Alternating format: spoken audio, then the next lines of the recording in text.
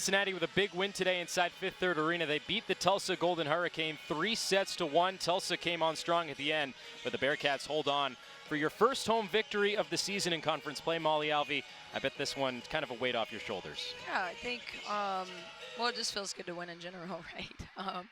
And it's nice to, I think they put us in some pressure situations. And the one thing that the team and our leadership group talked about is to understand that those situations are going to come and how do we face them differently than we have in the past. And I think they showed a different personality out there on the court. So I mean, you've talked a lot about Tulsa this season being one of the top defensive teams, statistically actually the top defensive team in terms of digs in the country. You outdug them today. Yep.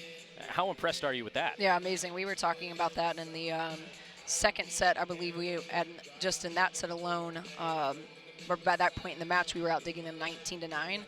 And we had a strategy coming in. How do you can't be frustrated when they do dig you, right? Because that's what they do well, and when they defend you well. But how can you maybe combat some of that? And I think we followed that game plan really well.